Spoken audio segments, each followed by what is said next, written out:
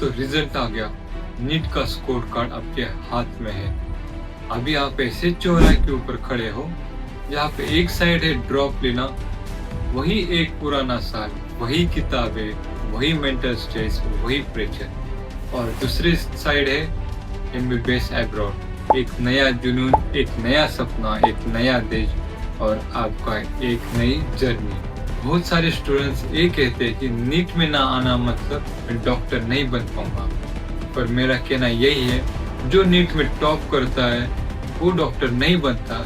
Doctor वो बनता है जो पेशेंट को समझता है और उसके ऊपर मेहनत करता है। तो मैं आज आपसे सभी प्रोज एंड कॉन्स डिसाइड करूंगा, क्योंकि ये डिसीजन सिर्फ आपका नहीं तो आपकी पूरी फैमिली का फ्यूचर डिसाइड करेगा। तो चलो शुरू करते हैं इस वीडियो को। तो माई सेल्फ आपके Digvijay, I am 5th year medical student in Russia. तो आपके सामने दो रास्ते हैं। पहला रास्ता ड्रॉप ईयर और दूसरा रास्ता एमबीबीएस अब्रॉड। ड्रॉप ईयर और एमबीबीएस अब्रॉड, इनके अपने अपने अलग से प्रोज एंड कॉन्स है। तो इस बात करते ड्रॉप ईयर की। ऑनेस्टली ड्रॉप लेना मतलब ये नहीं है कि आप कमजोर हो, बिल्कुल नहीं। बहुत सारे बच्चे ड्रॉप लेते, एक साल बहुत मन लगा के पढ़ाई करते और अगले साल टॉप कॉलेजेस में एडमिशन लेते। पर इसकी एक डार्केस्ट साइड है जिसके बारे में कोई भी बात नहीं करता। और सबसे पहले आता है प्रेशर। आपका घर का प्रेशर, सोसाइटी का प्रेशर, इंटरनल प्रेशर और आपके मेंटल हेल्थ के ऊपर इसका इफेक्ट हो सकता है। और बेसिकली आपका ये ड्रॉप ईयर का जो टाइम है पूरा पॉज हो जाएगा जब आप देखोगे कि आपके दोस्त इंडिया में कॉलेजेस जा रहे हैं। और फाइनेंशियली आपने सुना होगा मैनेजमेंट सीट का, प्राइवेट सीट का जो मैनेजमेंट सीट होती है उसका खर्चा कम से कम 50 लाख से लेकर 1 करोड़ तक होता है। अगर आपने ड्रॉप लेके भी आपको गवर्नमेंट सीट नहीं मिले तो आपके पास वही ऑप्शन बचेगा, प्राइवेट एमबीबीएस कॉलेज या फिर अगले साल एमबीबीएस अब्रॉड। और ये चीजें आपको एक्सपेंसिव हो सकती है। इसीलिए ड्रॉप लेना तभी सही है अगर आपका स्कोर आप 110% इम्प्रूव कर सकते हो। अगर इस साल अगर आपका स्कोर 450 से 500 में आया तो आप ड्रॉप ले सकते हैं। आपके चांसेस है कि आपको अगले साल 600 प्लस मार्क आएंगे। पर अगर इस साल ही आपके स्कोर 300 से 400 या फिर 350 से 400 के बीच में आए तो इसमें रिस्क फैक्टर बहुत ज्यादा है आपके ड्रॉप ईयर का। And now let's talk about MBBS abroad, specially Russia. मैं अभी डायरेक्ट रशिया की बात करता हूँ क्योंकि प्रैक्टिकली ग्राउंड रियलिटी ये है कि यूरोप और अमेरिका के जो मेडिकल कॉलेज का जो एक्सपेंसिव है वो बहुत ज्यादा है और यहाँ की एंट्री भी बहुत ज्यादा क्रिटिकल है। और रशिया एक कंफर्टेबल है इंडियन स्टूडेंट्स के लिए क्योंकि यहाँ पे 1980 से बच्चे यहाँ पे एमबीबीएस के लिए यहाँ पे आते हैं और बहुत बच्चे इंडिया में अभी हाई पोजीशन के ऊपर है। तो अभी बात करूँ मैं सेफ्टी की, तो रशिया यूक्रेन वॉर हुआ, इसका रशिया के ऊपर 0.001% इफेक्ट है और किसी भी इंडियन स्टूडेंट्स को इसके वजह से किसी भी तरीके से प्रॉब्लम फेस करनी नहीं पड़ी। रशिया ही क्यों? सबसे पहला है अफोर्डेबल फीस। रशिया में अगर आप 6 साल का अगर आप एमबीबीएस का खर्चा गिनोगे तो आपका पूरा 25 लाख से लेकर 40 लाख तक हो जाएगा। इसके अंदर आपका इंक्लूडेड होगा आपके hostel fees, college fees, medical insurance, आपके 6 साल का खाने पीने का खर्चा और आपके फ्लाइट की टिकट। इसकी वजह से आपको एक्स्ट्रा कुछ देना नहीं पड़ेगा एज कम्पेयर टू इंडिया की कॉलेजेस, प्राइवेट कॉलेजेस 60 लाख से लेकर 1 करोड़ तक। तो तीसरा आता है नो डोनेशन। सबसे इम्पोर्टेंट बात, अगर आप इंडिया में कहीं पे प्राइवेट कॉलेज में एडमिशन ले रहे हो तो आपको वहाँ पे पहले एक मोटा मोटा डोनेशन देना पड़ता है 40 से 50 लाख तक। अगर आप एमबीबीएस अब्रॉड से कर रहे हो या फिर रशिया से कर रहे हो तो आपको डोनेशन देने की बिल्कुल भी जरूरत नहीं है। आपको नीट के आपके स्कोर कार्ड के हिसाब से आपको यहाँ पे एडमिशन मिलेगा। आपको अलग किसी भी हिडन चार्जेस देने की जरूरत नहीं है। आपका सिर्फ नीट के मार्क्स के ऊपर यहाँ पे हो जाएगा। तो आते तीसरे पॉइंट के ऊपर, global recognisation. All Russian universities are recognised by NMC and WHO. इस वजह से आप यहाँ से इंडिया जाओगे तब आप एफएमजी और नेट की एग्जाम दे सकते हो और आपको इंडिया में प्रैक्टिस करने का लाइसेंस मिलेगा। आते चौथे पॉइंट के ऊपर, इंग्लिश मीडियम।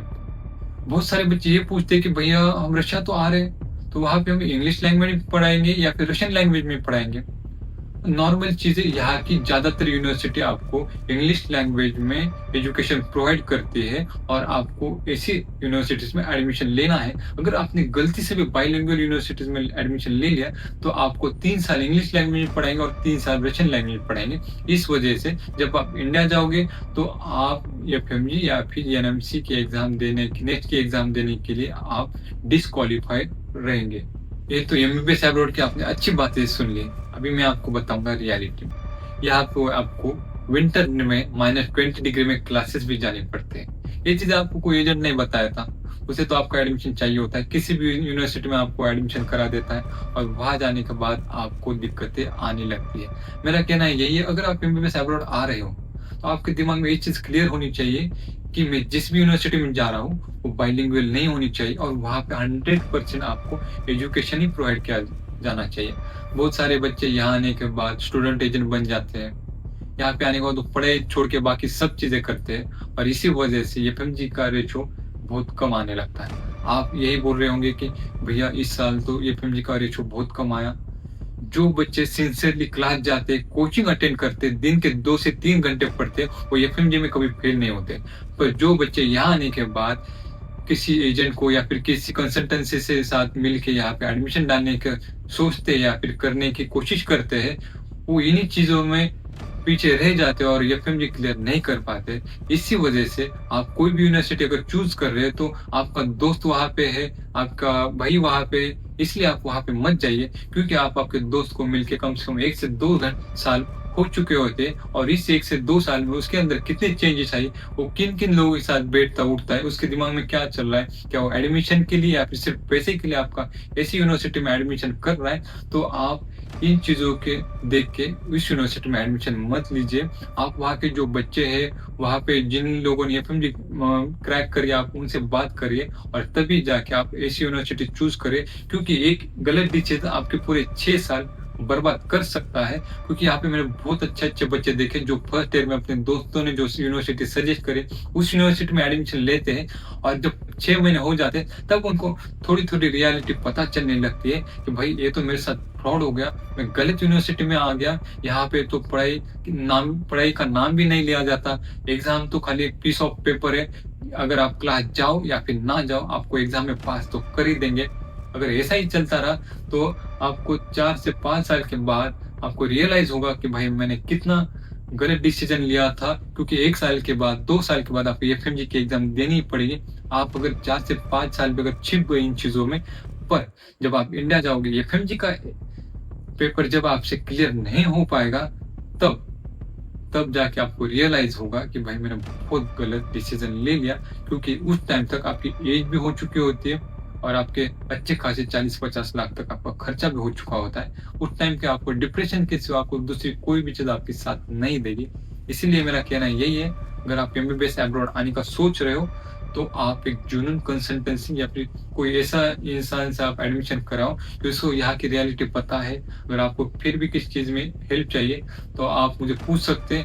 अगर आपको अभी भी ऐसा है कि बहुत सारे बच्चे मैसेजेस करते हैं कि भैया मुझे यूनिवर्सिटी समझ नहीं आ रही, वो बोलते भैया मेरा दोस्त वहाँ पे पढ़ता है, मेरी दीदी वहाँ पे पढ़ते हैं, तो मैं यूनिवर्सिटी में जाऊँ ना जाऊँ। देखिए बात ऐसी होती है कि यहाँ पे मल्टीपल कॉन्ट्रैक्टर एक यूनिवर्सिटी में काम करते हैं, तो इस वजह से कुछ कॉन्ट्रैक्टर ऐसा करते हैं कि भाई ये यूनिवर्सिटी में एडमिशन डालने के बाद जो दूसरे कॉन्ट्रैक्टर के जो स्टूडेंट्स हैं उन्हें यूनिवर्सिटी एक्सपेल करने को कोशिश करते हैं और इसी कंपटीशन की वजह से बच्चों का बहुत ज्यादा नुकसान हो जाता है। अगर आप कोई भी यूनिवर्सिटी चूज कर रहे हैं तो ये सब चीजें आप ध्यान में रखिए।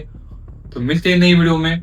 फिर भी आपको दिमाग में किसी भी चीज का डाउट हो तो आप मुझे नीचे दिए गए व्हाट्सएप नंबर के ऊपर मैसेज कर सकते हैं, मैं आपकी 100% हेल्प करूंगा। तो मिलते हैं नई वीडियो में, तब तक के लिए बाय बाय।